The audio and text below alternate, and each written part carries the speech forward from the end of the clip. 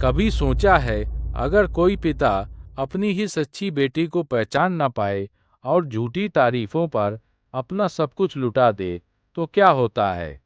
यह कहानी है एक ऐसे राजा की जिसने प्यार को शब्दों में तौला और सच को समझने में बहुत देर कर दी।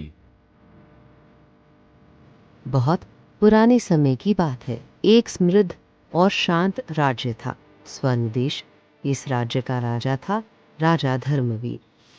कभी वही राजा जिसकी एक आवाज से दुश्मन काम जाते थे, लेकिन समय सबसे ताकतवर को भी झुका देता है।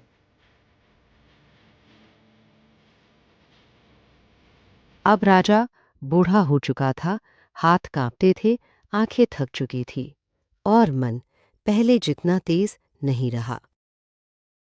उसकी 3 बेटियां थीं। मायरा बड़ी बेटी, मीठा बोलने वाली लेकिन चालाक। कायरा मंझली बेटी, शांत लेकिन भीतर से लालची। नीला सबसे छोटी, कम बोलने वाली लेकिन सच्ची।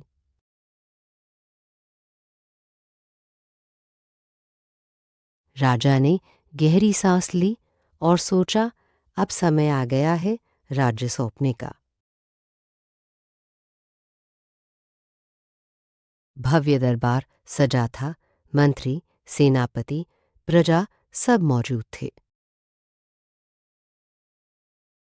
मैं चाहता हूं कि मेरे बाद मेरा राज्य मेरी बेटियां संभालें, लेकिन उससे पहले मुझे जानना है कौन मुझसे सबसे ज्यादा प्रेम करती है।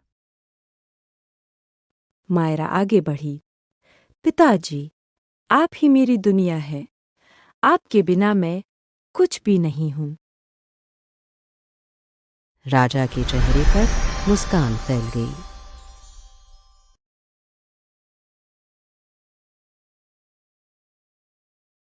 कायरा, पिताजी, मेरा प्रेम तो शब्दों में बंध ही नहीं सकता। आप मेरे लिए भगवान समान हैं। राजा बेहद प्रसन्न हुआ।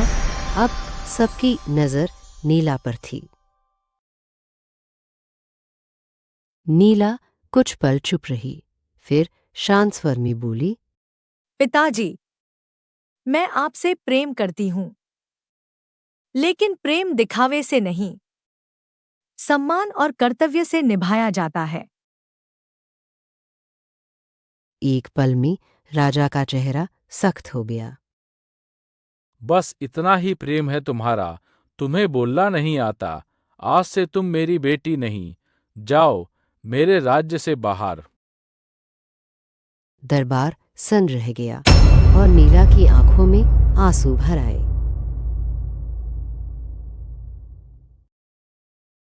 राजा ने राज्य मायरा और कायरा में बांट दिया। शुरुआत में सब अच्छा लगा, लेकिन सत्ता का नशा जल्दी चढ़ता है। अरे बेटी, मुझे तुमसे। राजा की बात अब अनदेखी होने लगी।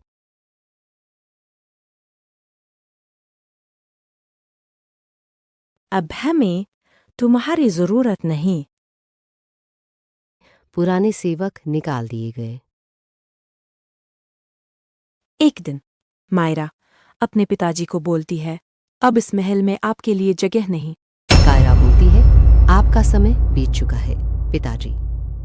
बूढ़ा राजा अपने ही महल से निकाल दिया गया। अंधेरी रात थी, बारिश जोरों से गिर रही थी, बिजली चमक रही थी। राजा अकेला जंगल की ओर भटक रहा था। मैं कितना मूर्ख था, झूठे शब्दों पर विश्वास किया और सच्ची बेटी को खो दिया। राजा के आंसू बारिश में घुल गए। दूर देश में नीला अब एक सम्मानित रानी बन चुकी थी। जब उसे पिता की हालत का पता चला, वह सब छोड़कर स्वर्ण देश लौट आई। उसने देखा उसका पिता कमजोर, बीमार और अकेला था। पिताजी, मैं आ गई हूं। आप चलिए मेरे साथ, मैं आपका ख्याल रखूंगी। सुनते ही राजा फूट फूट कर रो पड़ा। मुझे माफ कर दो बेटी, मैं सच में अंधा हो गया था। लालच ने मायरा और कायरा को दुश्मन बना दिया। दोनों अपने ही षड्यंत्रों में फंस गईं।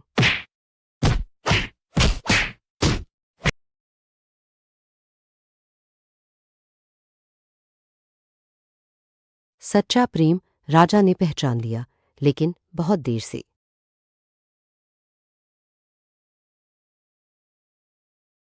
मीठे शब्द हमेशा सच्चे नहीं होते और सच्चा प्रेम चुपचाप निभाया जाता है। घमंड इंसान को अंधा कर देता है और एक गलत फैसला पूरी जिंदगी बदल सकता है। ऐसे ही मज़ेदार वीडियो देखने के लिए चैनल को सब्सक्राइब करें।